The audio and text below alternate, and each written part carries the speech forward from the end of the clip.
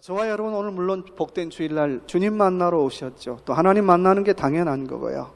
근데요, 종종 저는 그런 생각이 들 때 많아요. 정말 성도 만나기 전에 나 사람 만나고 싶다. 또 성도들도 그럴 것 같아요.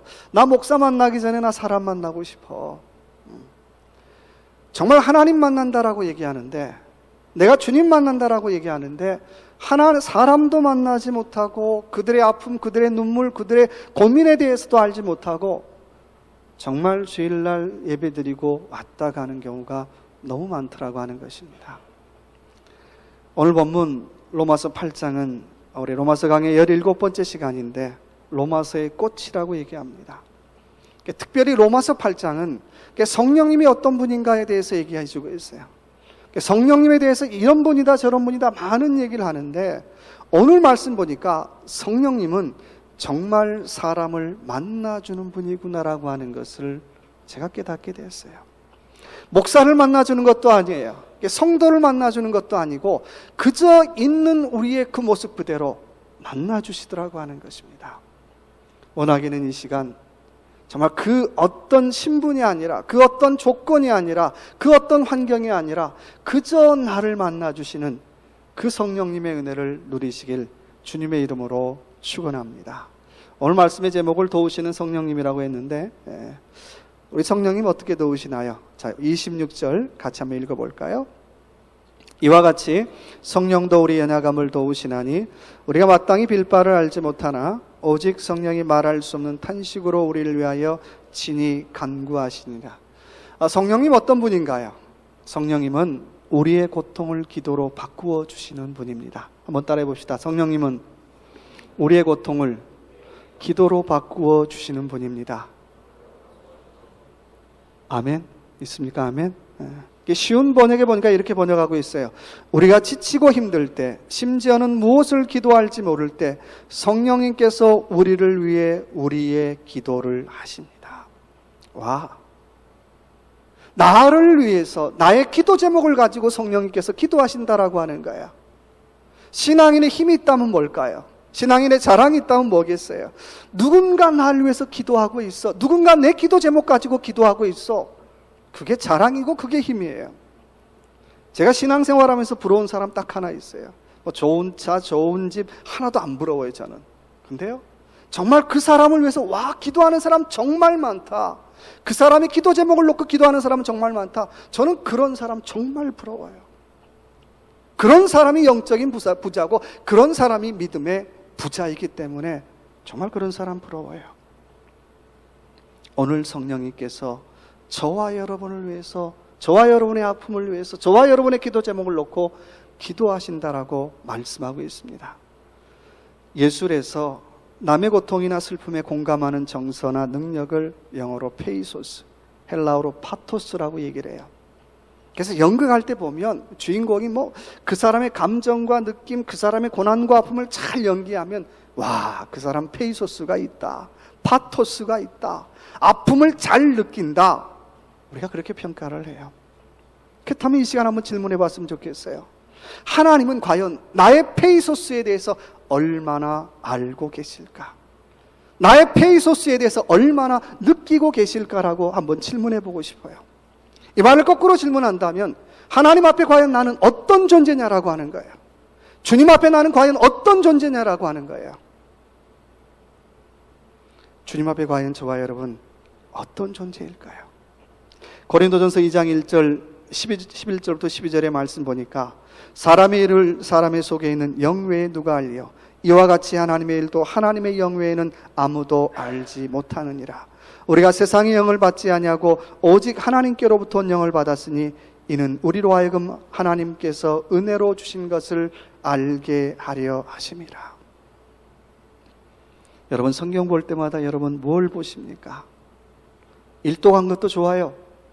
구절구절 암송하는 것도 참 좋아요. 이 구절이 몇 절짜리 구절인지 외우는 것도 좋아요. 근데요, 그 속에서 하나님의 페이소스를 읽어보셨습니까? 성경 말씀 읽을 때마다 하나님의 마음, 하나님의 심정, 하나님의 그 뜻들을 우리가 얼마나 읽고 느끼십니까?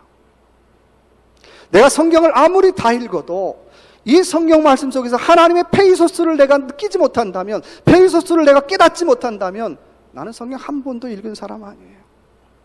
그러나 단 한 구절의 성경을 읽는다 할지라도 그 속에서 하나님의 페이소스, 하나님의 파토스를 내가 느낄 수만 있다면 그 사람은 진짜 하나님의 말씀, 하나님의 심정, 하나님의 뜻을 이해한 사람이라고 할 수 있습니다.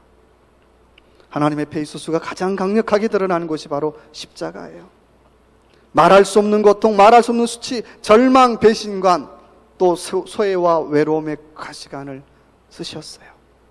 그리고 우리 인생의 좌절과 아픔을 함께 느끼시고 저 대신에, 저와 여러분 대신에 이렇게 절규하십니다. 나의 하나님, 나의 하나님, 어찌하여 나를 버리셨나이까?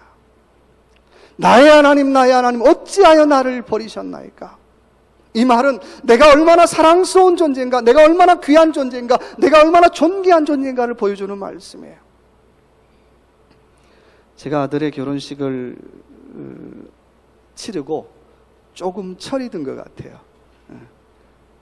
아들의 결혼식 보면서 아들과 함께 했던 시간들이 쭉 이렇게 필름처럼 지나갔어요. 2.78kg로 서울에서 태어났지요. 유난히 키가 커서 하루 반 만에 진통, 하루 반 동안에 진통을 겪었어요. 너무 스트레스를 많이 받아가지고 지가 싼 그 태변을 먹고 위장에 출혈이 생겨서 2주 동안 인큐베이터 신세를 졌습니다. 그래서 저는 제 아들 태어나자마자 안아보지 못했어요. 바로 그냥 인큐베이터로 갔어요.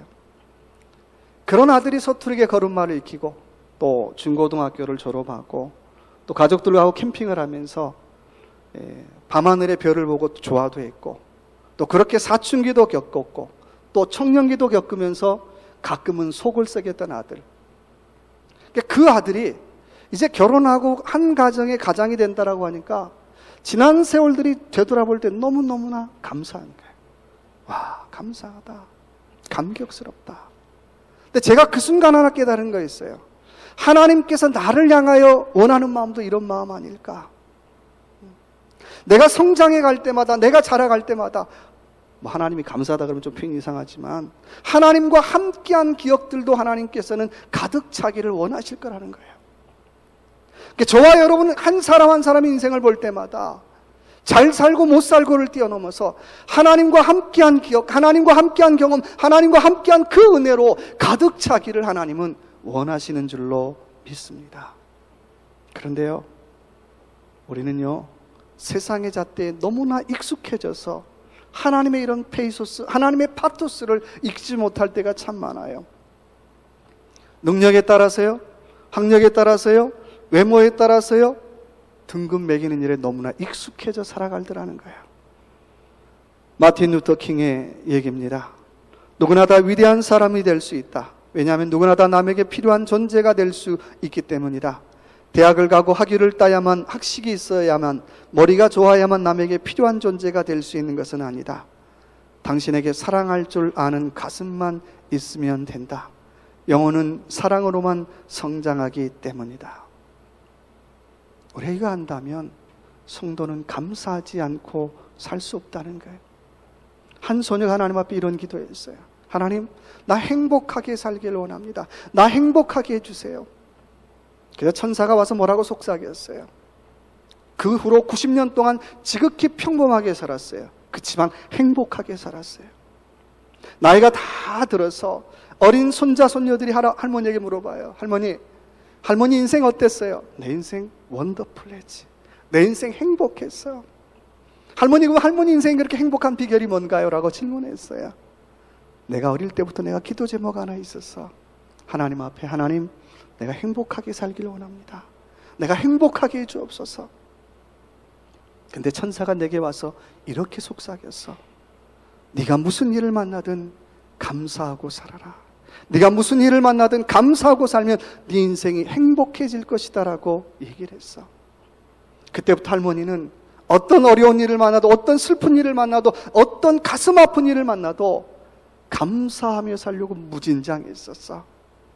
그러다 보니 이제 나이 90평생 되돌아볼 때 내 인생 행복했다라고 나는 고백할 수 있어 라고 했다는 거예요. 여러분, 하나님 어떤 하나님인가요? 우리를 도우시는 성령님 어떤 분이신가요? 나의 고통을 기도로 바꾸어 주시는 분입니다. 나의 고난을 감사로 바꾸어 주시는 분인 줄로 믿습니다. 이런 주님 앞에 감사하며 살아갈 수 있는 저와 여러분의 삶이 되시길 주님의 이름으로 축원합니다. 두 번째 도우시는 성령님은 우리 28절 같이 읽어볼까요? 우리가 알거니와 하나님을 사랑하는 자 곧 그 뜻대로 부르심을 입은 자들에게는 모든 것이 합력하여 선을 이루느니라. 도우시는 성령님은 두 번째는 하나님으로 말미암아 강한 사람이 되게 하신다는 거예요. 한번 따라해 봅시다. 하나님으로 말미암아 강한 사람이 됩시다. 세상에 강한 사람이 아니라 하나님으로 말미암아 강한 사람 되자는 거예요. 오늘 28절의 말씀 보니까 합력하여 선을 이룬다라고 말씀하고 있어요. 히브리 말로 토브, 좋다, 선하다, 기쁘다, 즐겁다. 나는 그 일이 기쁘지 않아요. 나는 그 일이 좋지 않아요. 나는 그 일이 선하지 않아요. 근데 하나님께서 보시기에 그 일을 선하게 사용하시더라는 거예요. 나는 별로 그 일을 원치 않지만 하나님께서 보시기에 그 일을 좋음으로 사용하시더라고 하는 것입니다.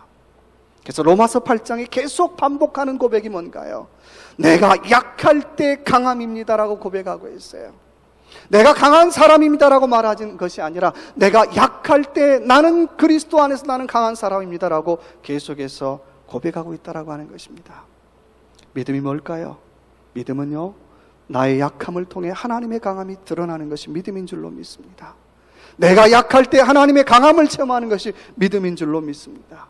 시편 28편 1절의 말씀에 나의 힘이 되신 여호와여 내가 주를 사랑하나이다. 여러분, 주님 사랑하십니까? 주님 사랑하십니까? 아니, 저를 사랑하라는 얘기도 아닌데 왜 아멘 안 해요? 주님 사랑하십니까? 주님 사랑하셔야죠. 주님의 능력을 믿으십니까? 주님의 능력을 믿으십니까? 내가 주님을 사랑하고 주님의 능력을 믿으면 오늘 이 고백, 나의 힘이 되신 여호와여 내가 주님을 사랑합니다라고 고백해야죠. 근데요, 우리는 살면서 어때요? 학력에, 외모에, 재물에 이 하나님의 능력을 다 묻어버리고 살 때가 너무나 많아요. 그리고 무슨 일이 있을 때마다 사람들에게 큰 소리 치죠. 이렇게 쳐요. 내가 누군 줄 알고 까불고 있어. 내가 누군 줄 알고 까불고 있어. 저는 신앙생활하면서 정말 신앙인 중에 하나님이 누군 줄 알고 까불고 있어, 그렇게 얘기하는 사람 듣지 못했어요. 하나님이 누군 줄 알고 까불고 있어, 그런 사람이 아니라 내가 누군 줄 알고 까불고 있어. 내가 누군 줄 알아? 당신이 뭔데? 내가 누군데?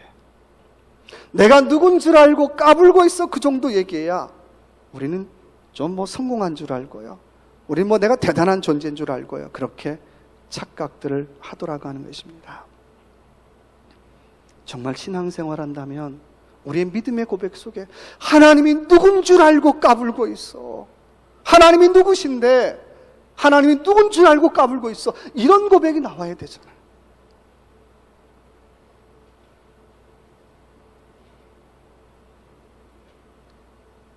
신앙생활하면서 행복하다고 말하면 사람들은 그러죠.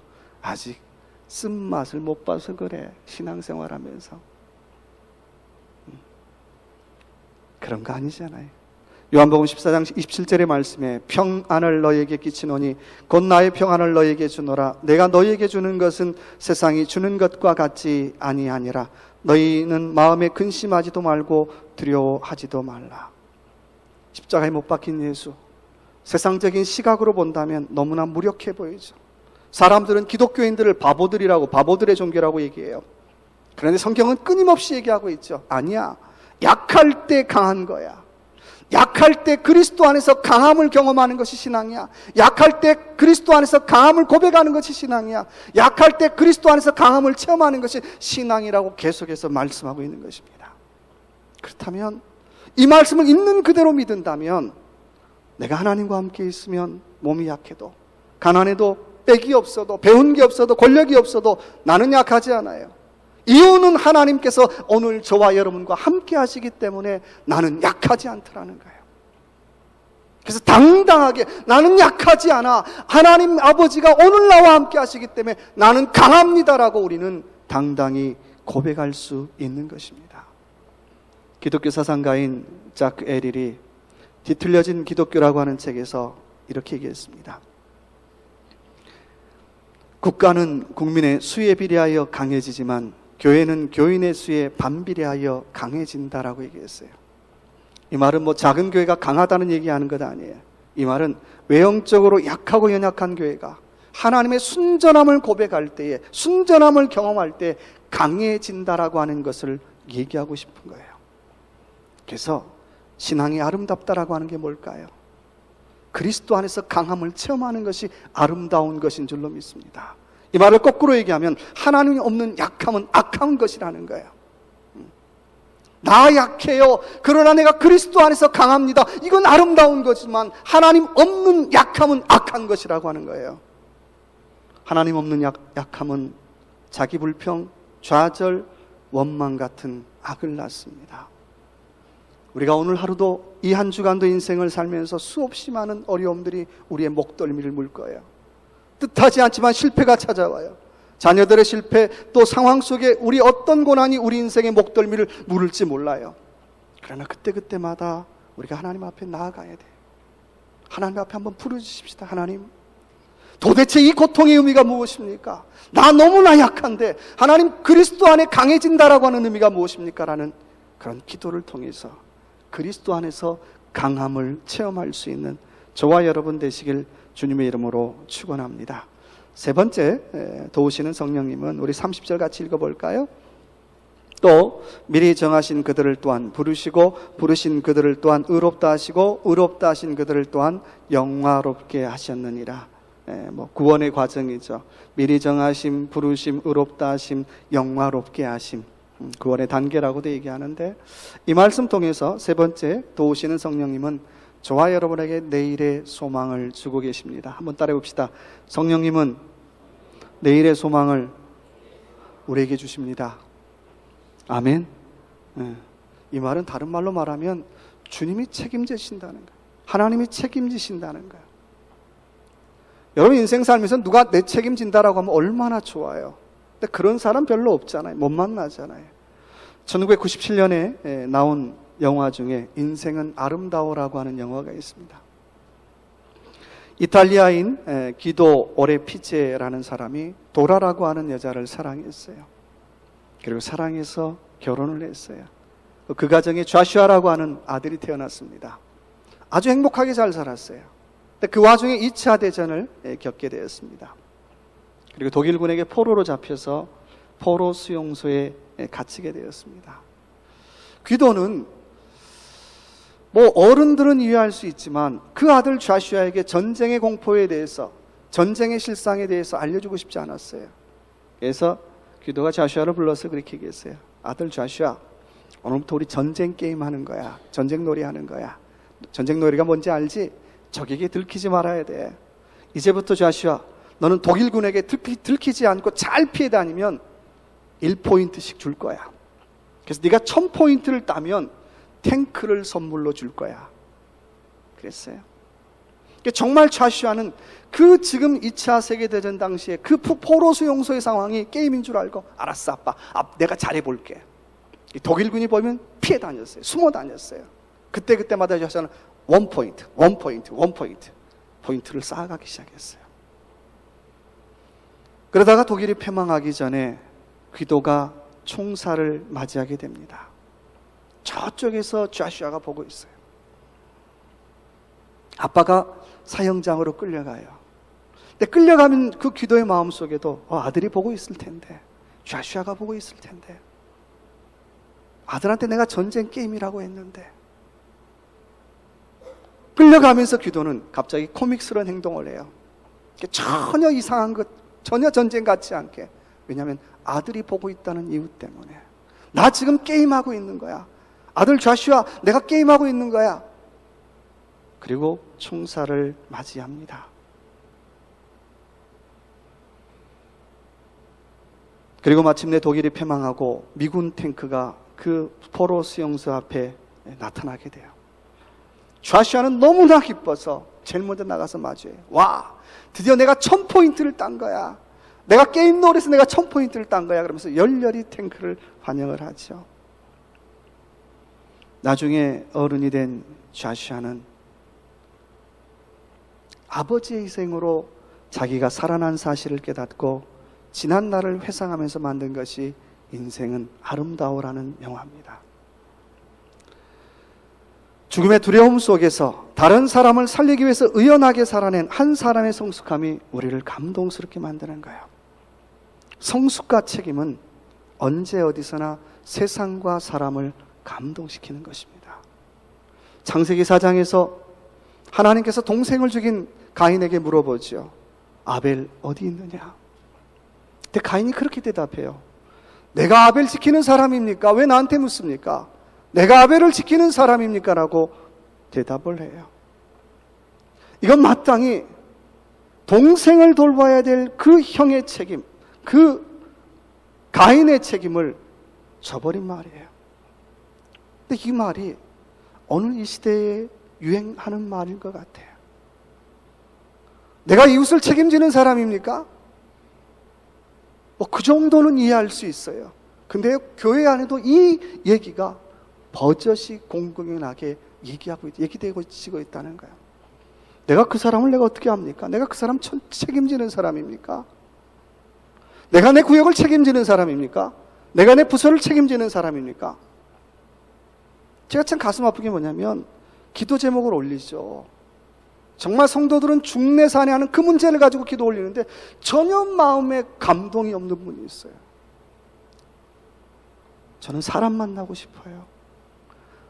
아플 때 아파하는 사람, 힘들 때 힘들다고 고백할 줄 아는 사람, 어려울 때 어렵다라고 말하는 사람, 정말 성도들의 눈물 어린 기도 제목에 제가 기도 한번 할게요. 그래도 제가 한번 기도하겠습니다. 그렇게 말할 줄 아는 성도. 최소한 우리가 그리스도인이라면 내 성도의 기도 제목을 올릴 때 거기서 눈 하나 깜짝하지 않는다. 내가 그 성도를 책임지는 사람입니까? 내가 그 성도에 대해 책임을 져야 됩니까? 라고 말한다면 오늘 이런 가인과 다를 것이 조금도 없다라고 하는 거예요. 아무도 내 책임이 아닙니다라고 말할 때에 오늘 주님은 끝까지 우리를 책임져 주시겠다라고 약속하세요. 마가복음 4장 35절에 보니까 예수님께서 제자들과 배를 타고 갈릴리 호수 건너편으로 지나가죠. 근데 마침 바람이 불고 물결이 쳐서 배에 물이 차게 됐어요. 그때 제자들이 예수님에게 뭐라고 말합니까? 예수님, 우리 다 죽게 된 것 안 돌보십니까? 예수님 빨리 좀 일어나십시오. 지금 잠잘 때가 아닙니다. 우리 죽게 된 것 안 돌보십니까? 아마 저 같으면 니네가 알아서 물 퍼라 그랬을지 몰라요. 예수님께서 하시는 말씀은 어찌하여 무서워하느냐 믿음이 작은 자들아 라고 말씀하고 있어요. 오늘 제자들이 잃어버린 것 하나 있어요. 뭘 잃어버렸을까요? 그 배에 주님이 타고 있다는 사실을 까마득하게 잊어버렸다라고 하는 거예요. 그 배에 주님이 타고 있는 한 그 배는 빵꾸나지 않아요. 그 배는 침몰하지 않아요. 그 배는 뒤집어지지 않아요. 오늘 우리가 믿음을 얘기하면서 우리가 까먹고 잊어버린 것 하나 있어요. 우리 인생의 배에 주님이 타고 계신다는 사실. 우리 사업장의 배에 주님이 타고 계신다는 사실. 우리 자녀들의 배에 주님이 타고 계신다는 사실. 우리 교회의 배에 주님이 타고 계신다는 사실을 까마득하게 잊어버리고 살 때가 많더라고 하는 것입니다.